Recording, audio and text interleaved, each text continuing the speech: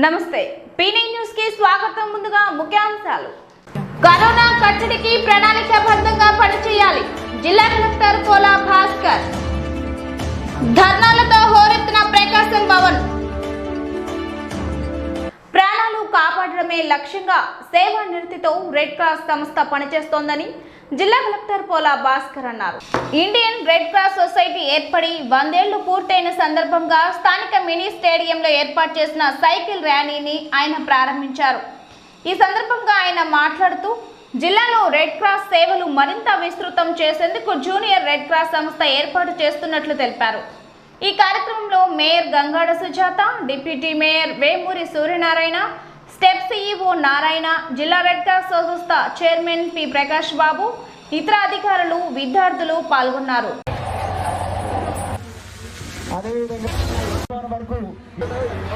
Balaji Ganesh cloth showroom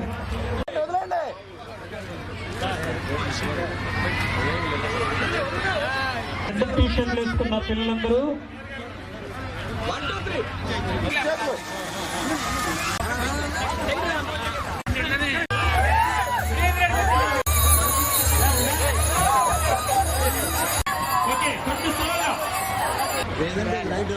ఎంతో మంది నిర్భాగ్యులకి సహాయం అందించడమే కాకుండా సంస్థ రెడ్ క్రాస్ సొసైటీ ప్రకాశం జిల్లాలో కూడా రెడ్ క్రాస్ సొసైటీ యొక్క కార్యకలాపానికి ప్లాన్ చేస్తున్నాం. ముఖ్యంగా జూనియర్ రెడ్ క్రాస్ సొసైటీని ప్రమోట్ చేయాలి. ప్రతి ఒక్క హై స్కూల్లో రెడ్ క్రాస్ సొసైటీ ద్వారా శిక్షణ తీసుకొని ముఖ్యంగా ఫస్ట్ ఎయిడ్ సంబంధించి ప్రతి ఒక్క చదువుకునే విద్యార్థులకి వెంటనే మనం సహాయం చేసి ప్రాణాలు కాపాడేటువంటి అవకాశం వస్తుంది. అన్నిటికీ మించి రెడ్ క్రాస్ సొసైటీ అంటే మనం ఇతరులకు సేవ చేయాలి. రెడ్ క్రాస్ సొసైటీ యొక్క సేవా కార్యక్రమాలు ముఖ్యంగా కోవిడ్ టైంలో ప్రజల్లో అవగాహన కల్పించే విషయం కానీ, ఒంగోలు పట్టణంలో పేద వర్గాలకు చెందినటువంటి వారికి కూడా మరి డ్రై రేషన్ కూడా ఇవ్వడం జరిగింది. బాగా ప్రమోట్ చేసి ఈ రోజున బ్లడ్ డొనేషన్ ప్లాన్ చేసి వారు ఎప్పుడు ఏం చేసినా కూడా ప్రజలకు ఉపయోగకరమైన పనులు, ముఖ్యంగా మరి మొన్న కరోనా టైంలో అయితే ఎంతో మందికి ఎన్నో రకాలుగా దాన ధర్మాలు చేస్తూ ఎన్నో రకాలుగా సహాయ సహకారాలు అందిస్తున్నారు.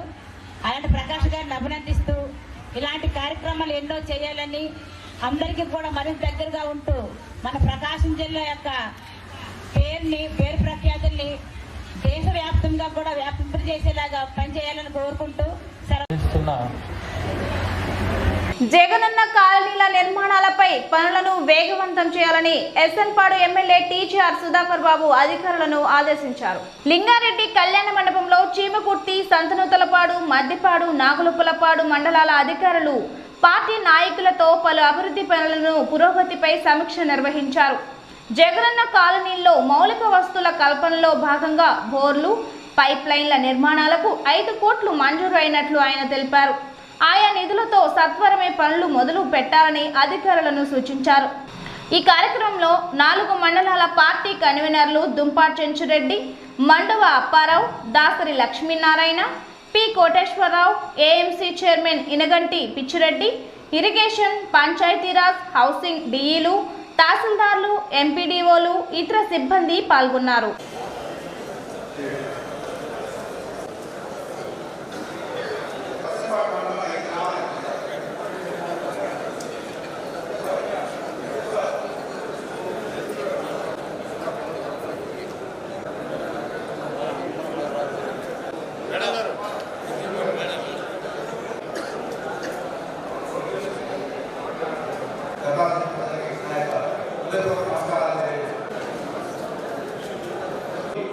అర్జెంటుగా ration card, bank account, Aadhaar card అర్జెంటుగా మీరు సేకరించి వాలంటీర్ల ద్వారా సేకరించడానికి కృషి చేస్తారని చెప్పి పంచాయతీ సెక్రటరీ నాయకులను కోరుతున్నాము. అలాగే జలశ్రీ బోర్డు జలకల పోటీ చేస్తున్నారు. ఆ బోర్డులో కాంట్రాక్ట్ తీసుకున్నటువంటి వ్యక్తులు మన నాయకులు తెలియకుండా నేనే వెళ్ళి అప్లికేషన్ పెడుతున్నారు. అప్లికేషన్ పెట్టినటువంటి కాబట్టి దయచేసి కరోనా సెకండ్ వేవ్ నేపథ్యంలో జిల్లాలో కరోనా కట్టడికి అధికార యంత్రాంగం ప్రణాళికాబద్ధంగా పనిచేయాలని, క్షేత్రస్థాయిలో కరోనా నివారణకు చర్యలు వేగవంతం చేయాలని జిల్లా కలెక్టర్ పోలా భాస్కర్ అధికారులను ఆదేశించారు. కందుకూరులోని వెంగమాంబ ఫంక్షన్ హాల్లో ఏర్పాటు చేసిన సమీక్షా సమావేశంలో ఆయన పాల్గొని మాట్లాడుతూ, కరోనా కేసులు క్రమంగా పెరుగుతున్న నేపథ్యంలో కరోనా ఎదుర్కొనేందుకు అధికారులంతా సిద్ధమవ్వాలని అన్నారు. గతంలో మాదిరిగానే ట్రేస్, టెస్టింగ్, ట్రీట్ ఫార్ములాను అనుసరించి కరోనా కట్టడికి చర్యలు తీసుకోవాలన్నారు. ఇతర రాష్ట్రాల నుంచి వచ్చే వారిని గుర్తించి తప్పనిసరిగా పరీక్షలు చేయాలన్నారు. ఈ కార్యక్రమంలో JCTS Chetan, sub collector Bhargav Tej, ZP CEO Kailash Girishwar, ఇతర అధికారులు పాల్గొన్నారు.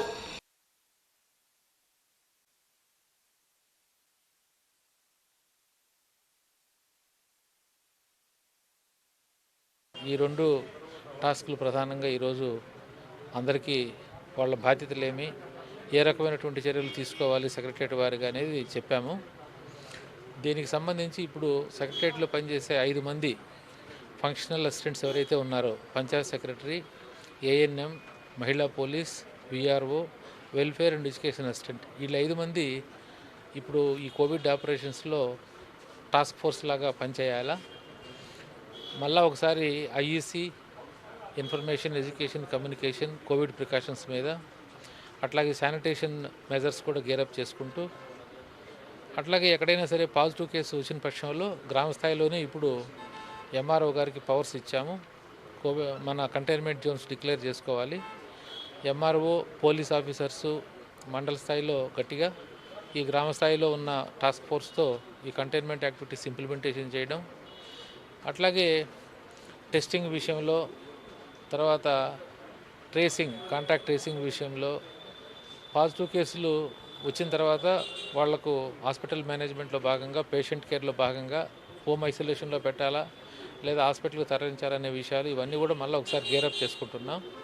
అన్నిటికీ మించి టార్గెట్ బెనిఫిషరీస్ ఎవరైతే ఉన్నారో వ్యాక్సినేషన్ తీసుకోవడానికి 40 సంవత్సరాలు పైబడి 60 సంవత్సరాల లోపు ఉన్నటువంటి కోమార్బిడ్ కండిషన్లో ఉన్న వారందరికీ, 60 సంవత్సరాలు పైబడిన వాళ్ళందరికీ కూడా ఇంతవరకు మనం మండల స్థాయిలో సెషన్స్ పాయింట్స్ పెట్టి రిజిస్ట్రేషన్ చేస్తూ మొబిలైజ్ చేస్తూ సెషన్ పాయింట్స్కి వ్యాక్సినేషన్ చేస్తున్నాము.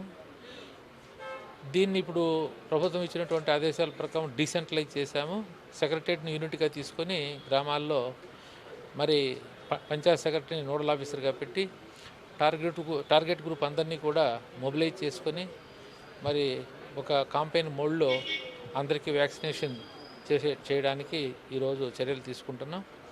దీంతోపాటు ముఖ్యంగా 2021-22 ఆర్థిక సంవత్సరంలో ఎన్ఆర్ఈజీఎస్లో భాగంగా మరి జలశక్తి అభియాన్ అనే కార్యక్రమాన్ని ఇంప్లిమెంట్ చేస్తున్నాం. వాటర్ కన్జర్వేషన్ ఫోకస్ చేస్తూ వాటర్ కన్జర్వేషన్ యాక్టివిటీస్ని మరి పంచాయతీల్లో అమలు చేయడానికి ఈరోజు ప్రధానమంత్రి గారి ఆ కార్యక్రమాన్ని లాంఛనంగా ప్రారంభించారు. దీనికి సంబంధించి పిఆర్ అండ్ ఆర్డీ డిపార్ట్మెంట్ వాళ్ళు గైడ్లైన్స్ ఇచ్చారు. అది కూడా ఎంపీడీఓకి ఓరియంటేషన్ ఇచ్చాము. సో వచ్చే ఆర్థిక సంవత్సరంలో వాటర్ కన్జర్వేషన్కి మనం ప్రయారిటీ ఇచ్చి వాటర్ కన్జర్వేషన్. ఒంగోలు పాల డైరీ సమస్యలపై డైరీ కార్మికులు సమ్మెలోకి దిగి నేటికి 28 రోజులు పూర్తి చేసుకున్నాయి.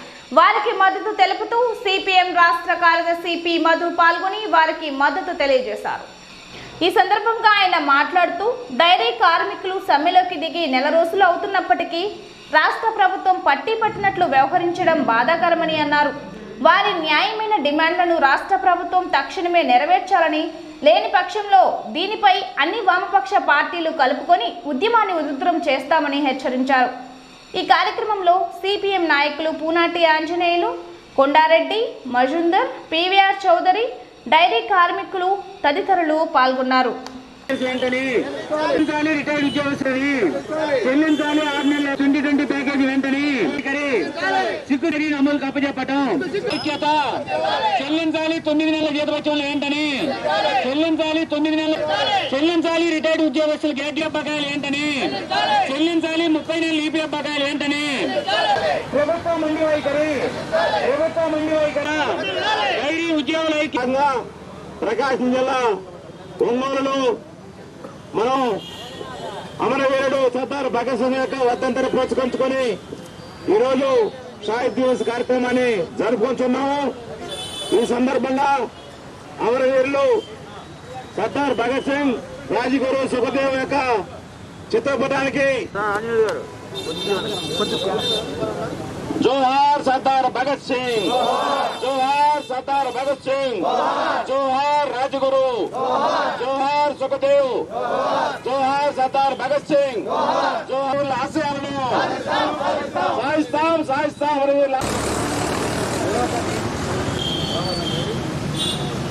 జోహార్ సర్దార్ భగత్ సింగ్, జోహార్ సర్దార్ భగత్ సింగ్, జోహార్. ఆధునీకరణ అనేటువంటి పేరుతో, అభివృద్ధి అనేటువంటి పేరుతో ఈ సంస్థను తీసుకుపోయి అమూల్ డైరీ వారితో కలిపేశారు. అమూల్ డైరీ లాగా మనమే దీన్ని మన రాష్ట్రంలో మన ప్రభుత్వ రంగం, అక్కడ గుజరాత్ ప్రభుత్వం నడుపుతున్నట్టుగా ఇక్కడ మన రాష్ట్రంలో ఓ సహకార రంగంలో దీన్ని పూర్తిగా రాష్ట్ర ప్రభుత్వం నడపవచ్చు. అలాంటి చర్యల్ని రాష్ట్ర ప్రభుత్వం చేపట్టకపోగా అమూల్ డైరీలో కలిపేసి ఉన్న ఉద్యోగాలు కాస్త పోయేటట్టు చేసింది. ఈ కారణంగానే ఈ రోజు విశాఖ ఉక్కు ప్రైవేటీకరణ మంచిది కాదు అని చెప్పేసి మనమంతా ఆందోళన చేస్తున్నాం. 40,000 మంది రోజు విశాఖ ఉక్కులో పనిచేస్తా ఉంటే అదే గన పోస్కో కంపెనీకి గన ప్రైవేటీకరణ పేరుతో గన దిగిన కట్టబెట్టే పని అయితే వెంటనే జరిగేటువంటి పరిణామం ఏమిటంటే 40,000 మంది స్థానంలో 4,000 మందితో 4,000 మంది కూడా అవసరం లేదని చెప్పి చెప్తున్నారు. అంత మెకనైజేషన్ ఈరోజు వచ్చేసింది. దక్షిణ కొరియాలో వాళ్ళు ఉత్పత్తి చేస్తున్నటువంటి పరిశ్రమను చూస్తే మన విశాఖ ఉక్కు దాంతో పోల్చి చూసినప్పుడు ఎంతో మెకనైజేషన్ అనేటువంటి చాలా పెద్ద స్థాయిలో ఈ పోస్కో వాళ్ళు నిర్వహిస్తా ఉన్నారు. అందువల్ల ఇలాంటి తరుణంలో ప్రైవేటీకరణ అనేటువంటిది నిరుద్యోగాన్ని పెంచుతుంది. ప్రైవేట్ కంపెనీకి, కార్పొరేట్ కంపెనీలకి కోటాను కోట్ల రూపాయలు లాభాలు కట్టబెట్టే దానికి దారితీస్తుంది. అందుకని ఇది మంచిది కాదని చెప్పేసి ఈరోజు రాష్ట్రంలో కార్మిక వర్గం అంతా కూడా పోరాడుతూ ఉంది. మీరు కూడా ఒక రకంగా చాలా న్యాయమైనటువంటి కోరిక ఇప్పుడు తీసుకుపోయి మనల్ని గంగలో కలిపేసినట్టుగా కలిపేశారు. ఆఖరికి మాకు ఇవ్వాల్సిన బకాయిలు ఇవ్వాలని ఇవ్వండి అని చెప్పి అడుక్కోవాల్సిన పరిస్థితి తీసుకొచ్చారు. మేము మనవి చేస్తున్నాం. ఈరోజు మన రాష్ట్రంలో చాలా మంది కోవిడ్ కాలంలో పనిచేసినటువంటి వాళ్ళకి వేతనాలు లేవని చెప్పి ఆందోళన చేస్తున్నారు. పనిచేసిన కాలానికి వేతనాలు లేవని ఎడ్యుకేషన్ డిపార్ట్మెంట్ లో పనిచేసినటువంటి కొంతమంది ఉద్యోగస్తులు, కాంట్రాక్ట్ అవుట్ సోర్సింగ్ ఎంప్లాయీస్ వాళ్ళు ఆందోళన చేస్తున్నారు. ఇప్పుడు పెట్రోల్ 100 రూపాయలు అమ్ముతుంది. వీళ్ళకి ఏమన్నా మెడకాయ మీద తలకాయ ఉందా అని ఎవరైనా అడిగేటువంటి పరిస్థితి ఈరోజు ఈ గవర్నమెంట్ మాట్లాడితే పెట్రోల్ డీజిల్ పెంచేస్తుంది. పెట్రోల్ డీజిల్ పెంచితే ఇవాళ పెంచితే రేపు ఉదయం గల్లాపెట్లో డబ్బులు పడతాయి గవర్నమెంట్ కి. అంత తొందరగా అంత స్పీడ్ గా వచ్చి పడతాయి అన్నమాట డబ్బులు. అందుకని కేంద్ర ప్రభుత్వం, రాష్ట్ర ప్రభుత్వం ఇద్దరు కలిసి, ప్రత్యేకంగా కేంద్ర ప్రభుత్వం, రాష్ట్ర ప్రభుత్వం కూడా చేస్తా ఉంది. అందుకనే మేము చెప్తున్నాం, వీలైనంత తొందరలోనే రేపు 26వ తారీఖున దేశవ్యాప్తమైనటువంటి బంద్ జరుగుతూ ఉంది, రైతుల బంద్. ఈ రైతుల బంద్ని ప్రపంచంలో ఈరోజు ప్రపంచంలో చాలా మంది మెచ్చుకుంటున్నారు. ఇదేందరు ఈ ఢిల్లీ ఏంది, ఈ ఢిల్లీలో రైతులేంది, ఇన్ని రైతు సంఘాలేంటి, మేము ఎక్కడ ప్రపంచంలో చూడలేదే అని ప్రపంచం అంతా. లండన్ పార్లమెంట్ లో 1:40 16 మంది పార్లమెంటు సభ్యులు చర్చల్లో పాల్గొన్నారు. యూకేలో ఈ రైతుల యొక్క ఆందోళన గురించి, మన ఢిల్లీలో జరిగేటువంటి రైతుల యొక్క ఆందోళన. ఢిల్లీ కాదు, ఇదిగో బెంగళూరులో కూడా వేయబోతున్నాం అని చెప్పి నిన్న పత్రిక ప్రకటించాడు. ఇలా బెంగళూరు చుట్టుముట్టు మొత్తం ట్రాక్టర్లు ముట్టడిస్తాయని చెప్పేసి ప్రకటించారు. కానీ రాబోయే రోజులు పోరాటాల రోజులు, ఆందోళన రోజులు. కార్పొరేట్లు కోటాను కోట్ల రూపాయలు. అరే దేశంలో కరోనా వచ్చి ఉద్యోగాలు పోయి జనం బతకలేనటువంటి పరిస్థితులు వస్తే ఒక్క 100 రూపాయలు సంపాదించేటువంటి వాడు కరోనా కంటే ముందు, కరోనా వచ్చిన తర్వాత ఏప్రిల్, మే, జూన్ 3 మాసాల్లో 24 రూపాయలు నష్టపోయాడు. అంతకుముందు 100 రూపాయలు సంపాదించాడు, 76 రూపాయలకు పడిపోయింది ఆడ ఆదాయం. 100 రూపాయల నుంచి 76 రూపాయలకి సాధారణటువంటి ప్రజల యొక్క ఆదాయాలు పడిపోయినాయి. ఆ పీరియడ్ లో రిలయన్స్ వరకు 31 రూపాయలు పెరిగినాయి. కడుపు కాల ఈడు ఏంటిది? పట్టణ ప్రాథమిక ఆరోగ్య కేంద్రం వైఎస్ఆర్ అర్బన్ క్లినిక్ నందు విధులు నిర్వహిస్తున్న సిబ్బందికి ఉద్యోగ భద్రత కల్పించాలని కోరుతూ స్థానిక కలెక్టరేట్ వద్ద ధర్నా నిర్వహించారు.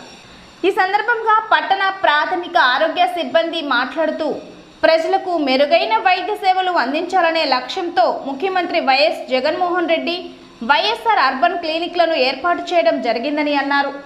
పూర్తి స్థాయిలో ప్రజలకు సేవలు అందించేందుకు ముఖ్యమంత్రి వైఎస్ జగన్మోహన్ రెడ్డి యూపీహెచ్సీలను పెంచడం జరిగిందని అన్నారు. రాష్ట్ర ప్రభుత్వం జరిపే రిక్రూట్మెంట్లో తమకు ప్రాధాన్యత కల్పించాలని కోరారు. కరోనా కష్టకాలంలో కూడా తమ ప్రాణాలను పదిలంగా ఉంచి సేవలు అందించడం జరిగిందని పట్టణ ఆరోగ్య కేంద్రాల్లో పనిచేస్తున్న సిబ్బంది తెలిపారు. ఈ కార్యక్రమంలో జిల్లాలోని పట్టణ ఆరోగ్య కేంద్రాల్లో పనిచేస్తున్న సిబ్బంది పాల్గొన్నారు.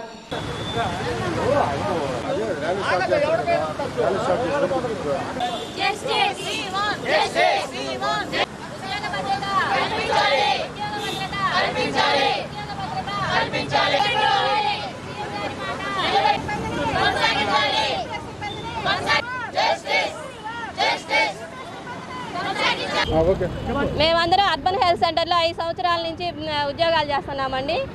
మమ్మల్ని సీఎం గారు వైఎస్ఆర్ హెల్త్ క్లినిక్స్ అని కొత్తగా ఏర్పాటు చేస్తున్నారు. వాటిలో నుంచి మమ్మల్ని తొలగిస్తున్నారని 31కి ఆర్డర్స్ ఇచ్చారు వెళ్ళిపోమని. కానీ మమ్మల్ని కొనసాగించాలని మేము ఈరోజు ధర్నాను చేస్తున్నాము. సీఎం గారు ఏ ఒక్క ఉద్యోగిని తీసేయము అన్న చెప్పిన మాటని నిలబెట్టుకోవాలని మేము ఆ రోజు మిమ్మల్ని ఇంకా మంచి పొజిషన్లో తీసుకెళ్తానే తప్ప మిమ్మల్ని ఇబ్బంది పెట్టను ఆయన చెప్పారు. ఆ మాట నిలబెట్టుకుంటే బాగుంటుందని మేము అందరం ఆశిస్తున్నాము. ఈరోజు రోడ్డు మీదకి వచ్చి వర్క్ ఆపేసి ఇంత కోవిడ్ పరిస్థితిలో కూడా మేము ఈ విధంగా వచ్చి రోడ్డు మీద నిలవాల్సిన పరిస్థితి వచ్చింది. ఇప్పుడు మాకు సేఫ్టీ కాదు, ప్లస్ మేము సిబ్బందికి బయట ఉన్న ప్రజలకు కూడా మేము వర్క్ చేయలేని పరిస్థితిలో మాకు టెన్షన్ వస్తుంది. అదే మా ఉద్యోగాలు మమ్మల్ని కొనసాగిస్తే మేము ప్రజలకు సేవ చేస్తూ కూర్చుంటాం. వ్యాక్సిన్ వేస్తున్నాము, కోవిడ్ టెస్టులు చేస్తున్నాము, ఎంతో పని చేస్తున్న వాళ్ళని మా పని ఆపేసి ఈ విధంగా రోడ్ల మీదకి వచ్చి మేము అడగాల్సిన పరిస్థితి వచ్చింది. సార్ దయచేసి అర్థం చేసుకోండి. మేము తిరగని ఎమ్మెల్యే లేదు, ఎంపీ లేదు, ఏ గవర్నమెంట్ ఎంప్లాయీ దగ్గరికైనా డిఎంహెచ్ఓని కలిసాము, కలెక్టర్ గారిని, జేసీ గారిని అందరినీ కలిసాము. చూస్తామన్న మాటే తప్ప మాకు ఇది అని నిర్దేశించి ఎవరో కూడా ఆన్సర్ ఇవ్వట్లేదు. మాకు ఏదో ఒక ఆన్సర్ చెప్పండి. మాకు ఏది చెప్పకుండా చివరికి నోటిఫికేషన్ ఇస్తే ఆ రోజు మేము ఎవరిని అడగాలి? బయటికి వెళ్ళినాక మాకు పట్టు ఉంటుందా? మేము ప్రైవేట్ సంస్థగా మేము చేస్తున్నాం కదా, మీరు చెప్పిన గవర్నమెంట్ పనే కదా మేము చేస్తుంది. దయచేసి ఏ ఆఫీసర్ అయినా ఎవరైనా సరే ఇక్కడున్న మేము మినిస్టర్లు కానీ ఎమ్మెల్యే కానీ మేము ప్రజల్లో మనుషులం కాదా? మాది సపరేట్ జాత. మిమ్మల్ని ఆఫీసు కొత్త వాళ్ళు తీసుకునేదేంటి? అడిగితే మేము తినే కంచాలు లాగా ఇంకొకటి కంచాలు ఇస్తారండి? అది కరెక్టా? అది కాదు. పెట్టేవాడిని తినమనండి. కొత్తగా వచ్చిన సెంటర్స్కి స్టాఫ్ని ఇవ్వండి. మేము అందరం అదే అడుగుతున్నామండి. మమ్మల్ని కొనసాగించాలి.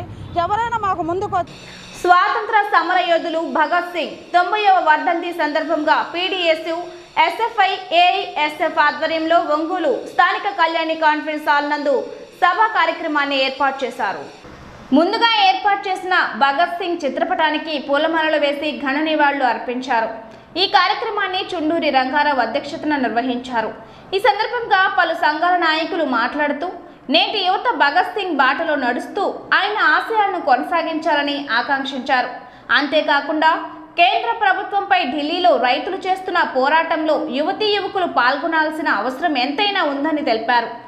మోడీ ప్రభుత్వం 3 రైతు వ్యతిరేక నల్ల చట్టాలను ప్రవేశపెట్టి దేశాన్ని కార్పొరేట్ శక్తులకు అమ్మాలని ప్రయత్నాలు చేస్తోందని ఆగ్రహం వ్యక్తం చేశారు. దీనిపై ఢిల్లీలో జరుగుతున్న పోరాటానికి ప్రతి ఒక్కరూ ముందుకు రావాలని, కేంద్ర ప్రభుత్వం 3 నల్ల వ్యవసాయ చట్టాలను రద్దు చేసేంత వరకు ఉద్యమాలను కొనసాగించాలని కోరారు. ఈ కార్యక్రమంలో విద్యార్థి సంఘాల నాయకులు CH Vinod, R Jagadish, L Rajasekhar, V Suresh, Chunduri Rangarao, S Lalitha Kumari, K Hanumantharao, Chensu Seshaiah, B Subbarao తదితరులు పాల్గొన్నారు.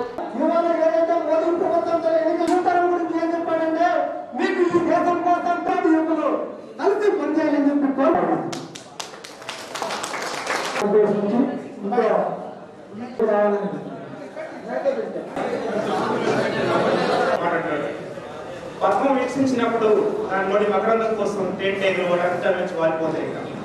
అలాగే మనలో ఉన్నటువంటి సౌశీలతను నిరసించినప్పుడు మనం ఉండాలి. పెద్దలందరూ కూడా వయసు మీద ఉన్నారు, ఎంతో గొప్ప విషయాలు మనం చెప్తారు కాబట్టి వాటన్ని తెలుసుకొని ఏ పంట పండకపోతే రైతన్న బ్రతికేదెట్లా, రైతన్న లేకపోతే ఈ లోకం నడిచేదెట్లా, భూమి దున్ని పువ్వా తీసే రైతు కన్నా నిన్న ఎవరో తిండి పెట్టే రైతు నేడు. ఢిల్లీలో 3 సాగు చట్టాలు, సాగు నల్ల చట్టాలకి 4వ చట్టమైన విద్యుత్ సవరణ చట్టం, ఈ 4 చట్టాలకు వ్యతిరేకంగా అటు ఢిల్లీలో ఆ ప్రాంతాల రాష్ట్రాల రైతాంగమే కాకుండా ఢిల్లీలో ప్రారంభమైన ఉద్యమం ఈరోజు దేశవ్యాప్తంగా అన్ని రాష్ట్రాల్లో కూడా మొత్తం తిరిగి మద్దతుగా ప్రత్యక్షంగా ఉద్యమాల్లో రైతాంగంతో పాటు కార్మికులు, విద్యార్థులు, మేధావులు అందరూ కూడా సాగు చట్టాలు రద్దయ్యే వరకు ఢిల్లీ రైతుల పోరాటానికి ఇప్పుడేం జరుగుతుంది? నేను ఒక్క మాట చెప్పు, చదువుకున్న వాళ్ళకి అంటే ఇప్పుడు ఉన్నవాళ్ళు, ఇక్కడ ఉన్నవాళ్ళు, గ్రామీణ వాతావరణంలో ఉన్న వాళ్ళు కూడా చాలా మంది ఉండొచ్చు. ఆ పిల్లలు చదువుకున్న తర్వాత ఇప్పుడు మన డిగ్రీ చదువుతున్నారు, ఇంజనీరింగ్ చదువుతున్నారు, అయిపోయిన తర్వాత ఏం కావాలి అంటే మేము బాగా బతకడానికి కనీసం అంటే గౌరవప్రదమైన జీవితం గడపడానికి కావాల్సిన వనరులు ఈ దేశానికి కావాలి అని వీళ్ళు కొట్లాడారు. అది ఇప్పుడు ఉందా? అది ఒక్కటే ప్రశ్నే. నేను యూత్ ఆలోచించాలి అని చెప్తున్నాను. నేను ఇక్కడ ఆలోచించడానికి ఇంకొక పాయింట్ మీ ముందు చెప్పి నేను సెలవు. స్వతంత్ర పోరాటంలో 23 ఏళ్ల వయసులో ఉరికమ్మ ఇచ్చిన వీరులు మన ముందు ఉన్నారు. ఆ స్వతంత్ర పోరాటంలోనే రాజీ పడిన వాళ్ళే కాదు, ఈ దేశానికి స్వతంత్రం కావాలి అని ఉద్యమానికి నాయకత్వం వహించినటువంటి గాంధీని నేరుగా చంపిన వాళ్ళు ఎవరైతే మనం చదువుకోవడానికి కూడా అవకాశాలు కూడా తగ్గిపోతాయనే విషయాన్ని కూడా మనం గమనించాలని దశలో ఉన్నాం. ఇక్కడ ఒక విషయాన్ని మీ దృష్టికి సౌకర్యంగా తీసుకురావచ్చున్నా, ప్రతి మనిషికి వ్యక్తిగత బాధ్యత ఉంది. మన కుటుంబం పరిస్థితులు ఏంటి వాటిని అర్థం చేసుకొని ఆ కుటుంబ అభివృద్ధికి మన వంతు బాధ్యతని, మన వంతు కర్తవ్యాన్ని నిర్వహించాల్సిన బాధ్యత మొదలు పెడితే రెండోది ఈ సమాజంలో జరిగే చెడు, దోపిడీ, మోసం, దౌర్జన్యం వీటిని ప్రతిఘటించి వాటిని తగ్గించడానికి మన వంతు ప్రయత్నం చేయాల్సిన అవసరం ఉంది. అయితే అనేక మంది ఈ విషయంలో ఆయా మనకి దేశంలో ఎవరెక్కకపోతే మనకెందుకు అనుకునే పరిస్థితుల్లో ఒక మాట చెప్పదలుచుకున్నా. ఈ సమాజం మనకు అనేక సౌకర్యాలు ఇచ్చింది. మనం చదువుకునే కాలేజీ మనం కట్టించాలా, మనం వాడుకునే కరెంటు మనం తయారు చేసుకోవాలా, మన ఇంటికి వచ్చే వాటరు గోవాలంటే ట్యాంకు మనం నిర్మించుకోవాలా, మనం తిరిగే రోడ్లు మనం వేసుకోవాలా. ఇవన్నీ మన ముందు తరాలు వాళ్ళ వ్యక్తిగత పనులను పక్కన పెట్టి సామాజిక ప్రయోజనం కోసం, భవిష్యత్తు తరాల కోసం. పీనింగ్ న్యూస్ ముగించే ముందు ముఖ్యాంశాలు మరోసారి. కరోనా కట్టడికి ప్రణాళికాబద్ధంగా పనిచేయాలి, జిల్లా కలెక్టర్ కోలా భాస్కర్. ధర్నాలతో హోరెత్తిన ప్రకాశం భవన్. ఈ వార్తలందరితో సమాప్తం. నమస్కారం.